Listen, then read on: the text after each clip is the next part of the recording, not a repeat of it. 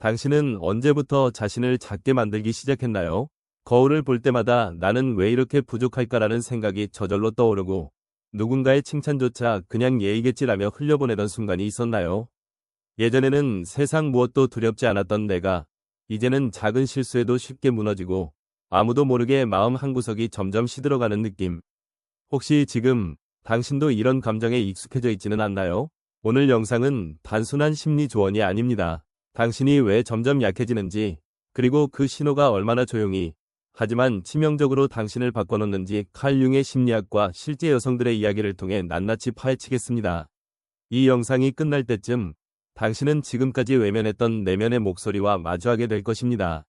그리고 그 순간 진짜 변화가 시작됩니다. 지금부터 당신의 마음을 뒤흔들 5가지 신호를 함께 확인해 보세요. 많은 여성들이 스스로를 의심하고 자신의 가치를 깎아내리는 말과 생각에 익숙해져 있습니다.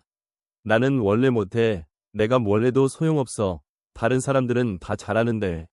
이런 자기 비하와 자기 부정은 처음엔 사소하게 시작되지만 점점 내면 깊숙이 뿌리내려 삶 전체를 무기력하게 만듭니다.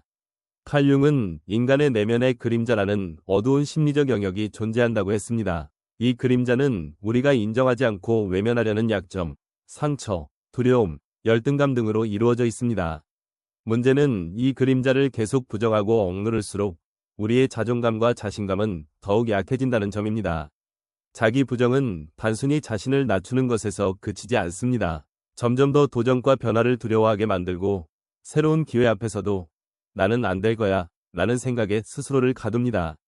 이런 심리적 무기력은 일상에서 작은 선택조차 힘들게 만들고 점점 아무것도 시도하지 않는 상태로 이어집니다. 결국 자신감은 사라지고 삶의 활력도 잃게 되죠. 여기서 중요한 것은 자기 부정의 목소리가 커질수록 우리는 점점 더 남들과 자신을 비교하게 되고 타인의 시선에 지나치게 민감해지며 자신만의 색깔을 잃어버리게 된다는 사실입니다. 이것이 바로 약한 여자가 되어가는 첫 번째 신호입니다. 저는 예전에 제 친구 한 명이 떠오릅니다. 그 친구는 누구보다 밝고 활기찬 사람이었지만 어느 순간부터 나는 원래 안 돼, 나는 부족해 라는 말을 입에 달고 살았어요.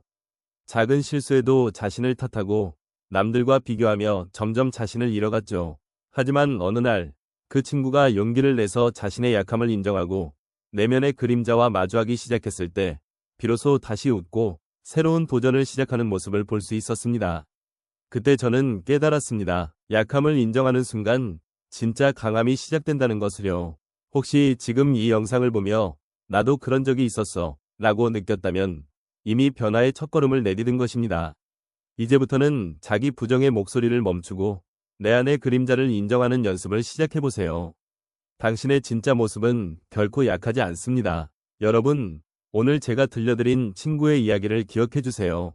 그 친구처럼 여러분도 충분히 다시 웃고 다시 도전할 수 있습니다. 이 채널은 그런 여러분을 위해 존재합니다. 구독과 좋아요, 알림 설정을 누르는 것은 단순한 클릭이 아니라 여러분이 다시 자신을 믿고 내면의 힘을 깨우겠다는 작은 약속이 될 수 있습니다. 지금부터 당신의 내면이 보내는 신호에 귀 기울여 보세요. 사회는 끊임없이 여성에게 다양한 기준과 기대를 강요합니다. 어느 순간부터 우리는 자신을 있는 그대로 바라보지 못하고 타인의 시선과 평가에 휘둘리며 살아가게 됩니다. 두 번째 신호는 바로 비교의 함정입니다. 남들과 나를 비교하는 습관은 처음엔 동기부여처럼 느껴질 수 있지만 시간이 지날수록 자기 확신을 갉아먹고 결국 자존감까지 무너뜨립니다. 심리학 연구에 따르면 비교 성향이 높은 사람일수록 자존감이 낮고 우울감과 불안, 스트레스에 더 쉽게 노출된다고 합니다. 특히 여성은 사회적으로 외모, 성취, 인간관계 등 다양한 영역에서 비교의 압박을 더 크게 느끼는 경향이 있습니다. SNS에서 누군가의 완벽해 보이는 일상이나 성과를 볼 때마다 나는 왜 저렇게 못하지? 나만 뒤처진 것 같아 라는 생각이 들었다면 이미 비교에 덫에 빠진 것입니다. 비교는 자신의 강점과 개성, 삶의 속도를 인정하지 못하게 만들고 타인의 기준에 맞춰 자신을 평가하게 만듭니다.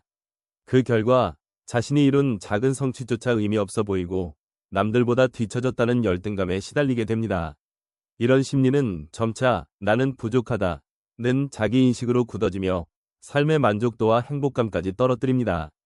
또한 비교는 인간관계에도 영향을 미칩니다. 친구나 동료의 성공을 진심으로 축하하지 못하고 오히려 질투나 경쟁심에 사로잡히기도 하죠. 결국 비교는 자신뿐 아니라 주변 사람들과의 관계까지 서서히 망가뜨리는 독이 될 수 있습니다. 세 번째 신호는 인정 욕구에 사로잡힌 삶입니다. 비교가 내면을 갉아먹는다면 인정 욕구는 행동과 선택을 타인의 시선에 맡기게 만듭니다. 많은 여성들이 남들이 나를 어떻게 볼까? 라는 생각에 사로잡혀 자신이 진짜 원하는 것보다 남의 기대에 맞추는 삶을 선택합니다. 칭찬을 받기 위해 혹은 비난을 피하기 위해 자신의 감정이나 욕구를 억누르고 때로는 본심과 다른 행동을 하게 되죠. 이런 삶의 패턴이 반복되면 점점 자신의 진짜 모습을 잃어버리고 타인의 인정 없이는 아무것도 결정하지 못하는 상태에 이르게 됩니다. 심리학적으로도 외부의 인정에 지나치게 의존하는 사람일수록 자기 확신이 약하고 작은 비난이나 무시에 크게 흔들리며 불안과 스트레스가 심해진다는 연구 결과가 있습니다. 이처럼 비교와 인정 욕구는 자신도 모르게 내면의 힘을 약화시키고 점점 더 약한 여자가 되어가게 만드는 두 번째와 세 번째 신호입니다. 타인의 시선에 휘둘릴수록 우리는 자신만의 길을 잃고 삶의 주도권을 점점 내어주게 됩니다. 이제부터는 비교와 인정의 굴레에서 벗어나 자신의 속도와 가치를 지키는 연습이 필요합니다. 진정한 자신감은 남과의 비교나 타인의 인정이 아니라 자기 자신을 있는 그대로 받아들이는 데서 시작된다는 사실을 꼭 기억하세요. 관계 속에서 자신도 모르게 약해지는 네 번째 신호는 바로 감정 억압과 소통의 단절입니다. 많은 여성들이 자신의 진짜 감정을 드러내는 것에 두려움을 느끼곤 합니다. 이런 말을 하면 상대가 나를 싫어하지 않을까? 내가 너무 예민하게 보일까봐 걱정돼. 이런 생각이 쌓이면 점점 자신의 감정을 숨기게 되고 결국 진짜 하고 싶은 말이나 느끼는 감정은 마음속에만 남게 됩니다. 감정 억압은 단순히 말을 아끼는 수준이 아닙니다. 기쁨, 분노, 슬픔, 실망, 외로움 같은 자연스러운 감정조차 스스로 검열하고 괜찮아, 별일 아니야 라며 억지로 무시하게 되는 것이죠.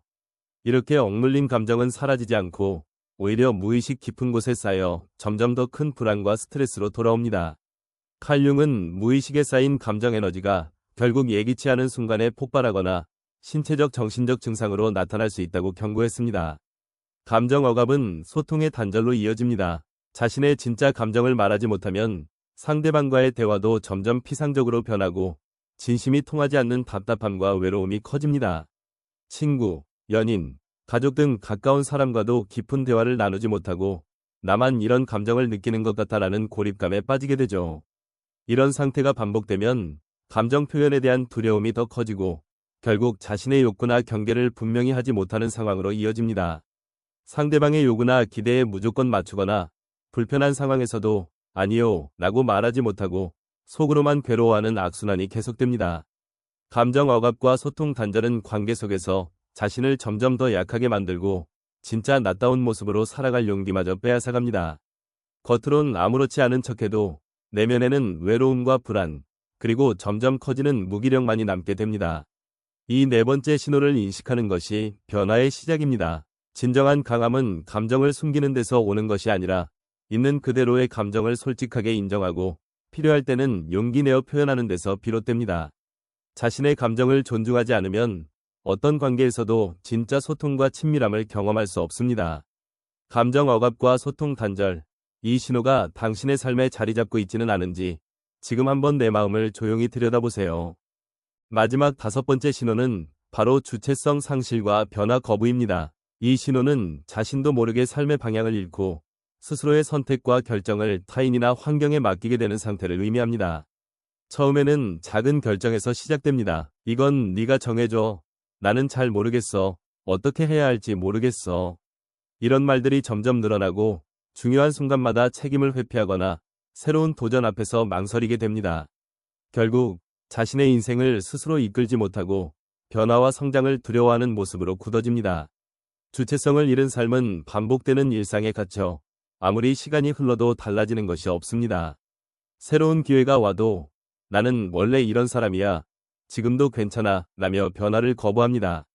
이런 태도는 점점 더 삶의 활력을 잃게 만들고 무기력과 후회만 남게 하죠.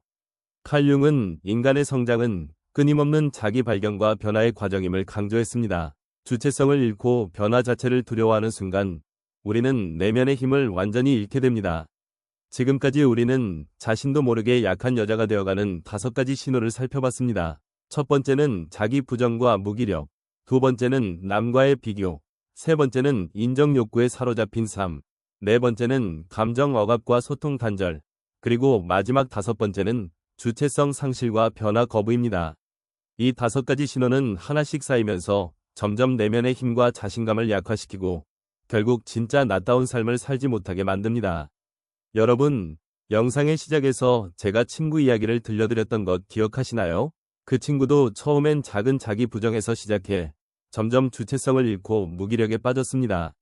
하지만 어느 날 스스로 변화의 필요성을 느끼고 내면의 신호를 하나씩 인정하기 시작했을 때 비로소 다시 웃고 자신만의 길을 찾을 수 있었습니다. 혹시 지금 여러분도 이 5가지 신호 중 하나라도 마음에 와닿았다면 그것이 바로 변화의 시작입니다. 이 채널은 여러분이 다시 자신을 믿고 내면의 힘을 깨우는 여정을 함께하기 위해 존재합니다. 구독과 좋아요, 알림 설정을 누르는 것은 단순한 클릭이 아니라 여러분이 스스로를 위해 내딛는 첫 번째 용기이자 다시 주체적인 인생을 시작하겠다는 다짐이 될 수 있습니다. 앞으로도 저는 여러분에게 더 깊은 심리학 이야기와 실천 팁을 전하며 여러분이 절대 혼자가 아니라는 사실을 꼭 상기시켜 드릴 것입니다. 지금 내 마음이 보내는 신호에 귀 기울이고 다시 한번 내 삶의 주인공이 되어 보세요.